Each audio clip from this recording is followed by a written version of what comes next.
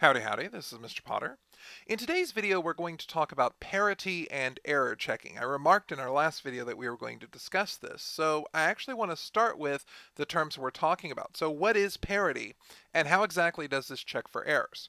The idea of parity means that we're going to treat some digits differently from other digits.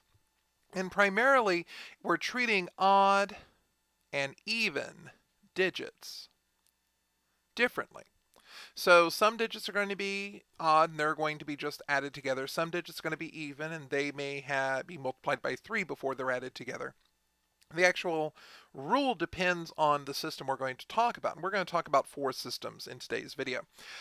This checks for errors in several ways. So if I was to have some number like 1, 4, 7, 2, 5, 8, 3, 9, 6, what this allows me to do is that if I have 2 digits that end up getting exchanged, they're in the wrong order, then I'm going to get that error because it's not going to match some check digit, and the check digit is usually our last digit.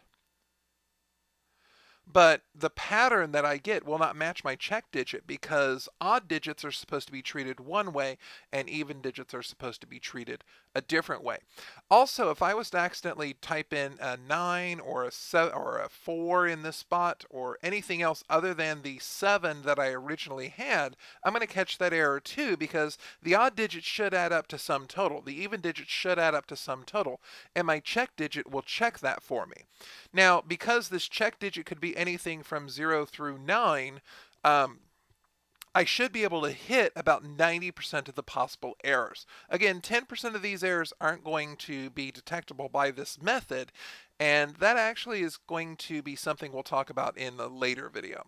But I just wanted to talk about what parity is and how it checks errors, and I want to go through several examples. So the first example I want to do is ISBN. Now these are the numbers that are registered onto books. So every book has a registered ISBN number if it's published. And this number that I have over here, this is actually the ISBN number for the book of Computer Science Unplugged. It's the Chinese version of the textbook that we use in our class. So I want to check the ISBN and I want to talk about how we treat our odd digits and our even digits. And of course, I have a check digit. This very last digit is a check digit, and I'm often going to leave that one alone. So for our odd digits, I've got a 2, I've got a 0, I've got a 9, I've got a 6, I've got a 7, and I've got a 7. Now I call these odd digits because they're in the odd positions. That's in position 1, that's in position 3, that's in position 5. I'm not talking about the digit itself being odd. 6 is not an odd number, but I've got the 9th position and the 11th position. So for my odd digits, I'm going to add those together. So I'm going to have 7 plus 7 plus 6 plus 9 plus 0 plus 2. And I'm going to do the same idea for my even position digits. So this 6, this 6, this 0, this 5, this 8, and this 9. So I'm going to have 9 and 8 and 5 and 0 and 6 and 6. Now I mentioned that there's a difference between how we treat these digits. For the even digits, I'm just going to add them together. So I'm going to do 9 plus 8, which is 17. 17 plus 5 is 22. 22 plus 6 is 28. 28 plus 6 is 34.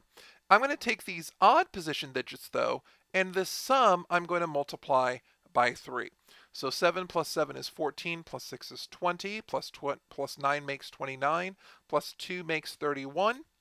And 31 times 3 is 93. And if I add this together, I'm going to get 127. Now, ultimately, I want to get something that's going to give me a 0 in this last spot. So the question is, what value would make me have a 0 in that spot? And the answer is 3. So 3 is our check digit here, and that allows us to go through and figure out that this is a valid ISBN number. Now, there are actually 2 different types of ISBN numbers. One, it only has 10 digits in it, and one has 13 digits. Ultimately, all the books are going to be moving to this 13-digit system, so that's why I decided to talk about it in today's video. The other thing that I want to talk about with this check digit, if you've ever purchased anything in a grocery store or if you've ever purchased anything in any type of store, you'll often see these universal product codes, these UPC codes. And these also have a parity-based error checking system. In this case, 6 is my check digit. So because this is my check digit, I'm going to be looking at it at the very end. But again, I'm looking at my odd position values. So this 7 and this 5 and this 7 and this 7 and this 0 and this 0. And I'm going to add those together. So I get 7 plus 5 is 12. 12 plus 7 is 19. 19 plus 7 is 26. And so that ends up giving me 26. And in the case of UPCs, this is going to be my even digits. This is where I'm going to multiply the sum times 3. So I'm going to be looking at this 1, this 7 here, this 2, this 9, this 7, and add those together. So I've got 7 plus 9 plus 2 plus 7 plus 1. So that's 16, 18, 18 plus 7 is 25, plus 1 is 26. And I've got to multiply 26 times 3, which gives me 78. So I'm going to total this up. I've got 6 plus 8 is 14, carry the 1. 2 plus 7 is 9, plus 1 more makes 10. And again, the question is, what do I have to add to this to make sure that my sum ends in a 0? And the answer is 6. So both of these use the same idea that I'm going to treat the odd digits and the even digits differently. The main difference is for UPC codes, it's the even position digits that end up being multiplied by 3, whereas in the case of our ISBN codes, it was the odd digits that were multiplied by 3. So I want to talk about two other situations that come up, and that's the idea of finance. Now, finance uses what we call the Luhn algorithm, especially when we're dealing with credit cards. Now, don't worry, this is not a valid credit card in that it's not attached to anyone's account. But credit cards usually are 16-digit numbers that are connected to someone's bank account. And the algorithm, we're still going to do the same idea. We're going to treat our left digits and our right digits the same. What's going to be different, though, is I'm going to be looking at this as some type of check digit. So I'm going to take a look at these odd positions. So this 5, and this 8, and this 0, and this 8, and this 1, and this 5, and this 1, and this 5. These positions that are in my odd positions, what I'm going to do is I'm going to double them. But if I get a 2-digit number, add the digits together. So add the digits together. So for us, 5 doubled is 10, and 1 plus 0 is 1. 1 doubled is 2. 5 doubled is 10, but 1 plus 0 is 1. 1 doubled is 2. 8 doubled is 16, but 1 plus 6 is 7. 0 doubled is 0. 8 doubled is 16, but 1 plus 6 is 7. And 5 doubled is 10, but 1 plus 0 is 1. So these are for my odds. And I get 1 plus 2 plus 1 plus 2. So that's 6. Plus 7 is 13. Plus 7 is 20. Plus another one makes 21. Now I want to take these even digits and just add them together. So I'm going to have a 6 and a 0 and a 9 and a 0 and a 1 and a 1 and a 2. So 6 plus 9 is 15, plus 1 more is 16, plus 1 more is 17, plus 2 more is 18. I think I made a mistake somewhere.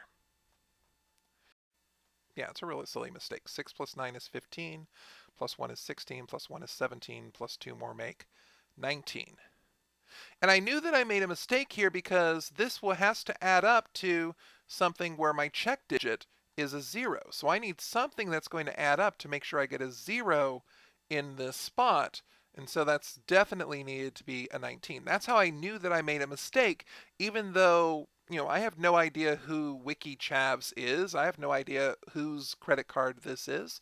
But I knew that I made a mistake in the calculation process, and that check digit is what allows me to figure that out. So the Luhn algorithm says we're going to take these odd position digits, of course, ignoring our check digit, and double the digits, and if we end up with a two-digit number, just add the digits together. And this is a way that before I even contact the bank, I can look at this card and say, yes, this is a valid format for a credit card, or no, this is an invalid format for a credit card. Without even having to contact the bank, this is something that I could write a program for. Now, one other thing I want to talk about is that if you look at this area right here below the card, you'll see it said 5610, which is always going to match this. So credit cards always will tell you this four-digit number not only embossed into the card, but also printed right below it. And so that's another way that you could look at fraud protection. Now, I've got this credit card out here, but keep in mind that the credit card is useless without this expiration date, and a lot of credit cards have to have the chip on the back. So if you don't have a chip here, it's not going to work correctly. You're going to need, there's a 3-digit code on the back.